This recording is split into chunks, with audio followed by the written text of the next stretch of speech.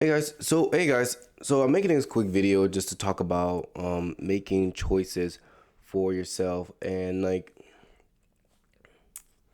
make when I say making choices, I'm talking about making thoroughly thought out and concrete choices that has a potential risk to them. It's important that you take risk in your life, but it's also very important that you don't take unnecessary risk.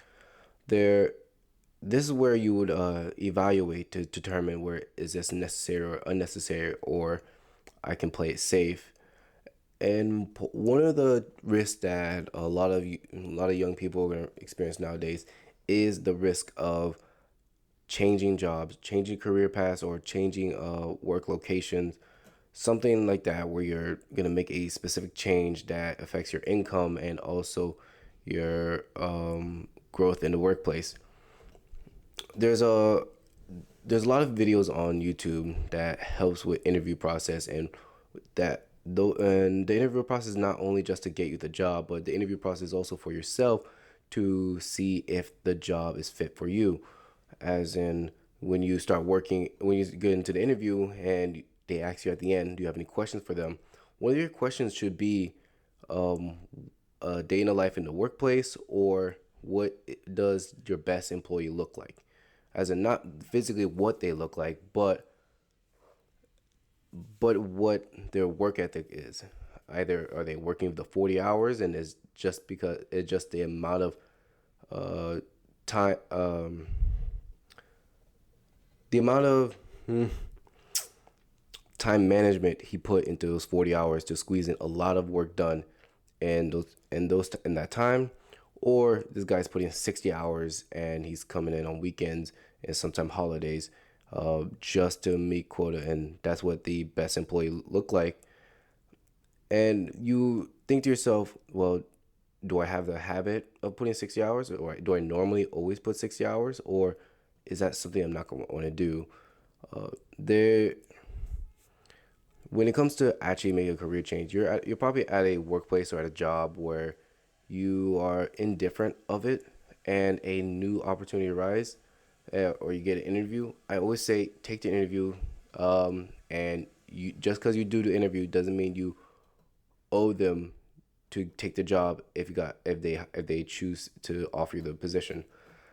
The reason why is, after the interview, you evaluate what the job is like. You see, and if you like it, if it actually fills in the gaps that your previous job does not, and also gives you the same greatness that your current job does, then leave. But you also have to factor in, like, why are you leaving your job? And is simply for better pay is not always a reason. Because okay, yes, if you are getting paid very low and then this pays significantly more, then yes, take the job, you are going to make more. But also, are the growth opportunities still the same?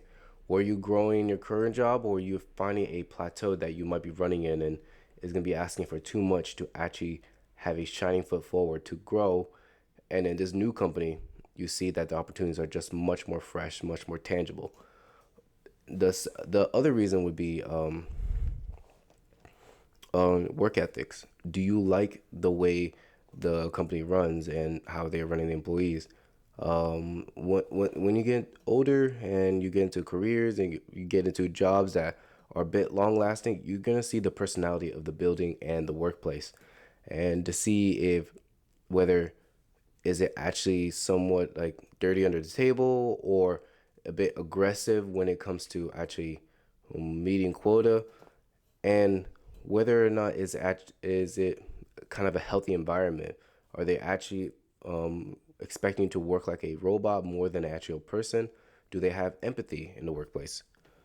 That And if the new job and new career or new building you're trying to work at fills in those gaps, well, that's actually also a reason to switch that company or that workplace or whatever. Because um, we only got a few many years to actually work, play, and eat, and um, might as well make it as enjoyable as possible. And the more you enjoy your job, the more cheerful you are at succeeding in it, and then the more growth opportunities you get, and the more it benefits you. The minute you put misery into the place, there's only so much time you can muscle through misery until it gets to you. And one of the final reasons why you should, see the risk as it is whether is it all a front or is it good? These are where you actually do read the reviews of that workplace, of that job, or the company, and also, if possible, get feedback from the people that work there or people that used to work there, and make sure they're actually new and up to date, just not something that's very, very old and there's a whole new staff and it's a wholly different atmosphere. But when you take those reviews, you see that the interview was great. It was engaging. I had a fun time, and I walk in throughout the office the or the area, and then everyone was cheerful, friendly, and you go in there and everyone's working extremely hard. All the people that look older are actually your age. They're the people don't even take lunch breaks because they can't even finish what they need to in time. And people are you notice that people are coming in early, leaving late, and they're extremely stressed about the job. And then the thing is that might not be for you because those people, they might enjoy it or they might see the opportunity of that high stress environment, and they can succeed in that because they have the personality to supersede it. But if you don't and you see that, that's a form of a stressful environment that's not necessarily toxic, but it's just not meant for you. So guys, ugh. so guys, take what you can. I believe that if you ever evaluate that you don't like your job, really trying to find the exact reasons why you don't like your job. Ask yourself, is the job paying me well? Well, if that's a yes, then say yes.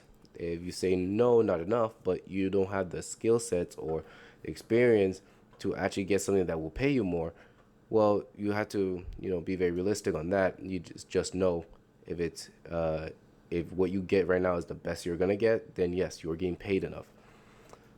But unless you're doing sales or something like that. But that's if you have the skills for that. Um, and then you evaluate: is my environment healthy? Is it embracing and engaging? And do I feel good working in the workplace? Does the 8 to 9 hours pass by pretty quickly whenever I'm at work?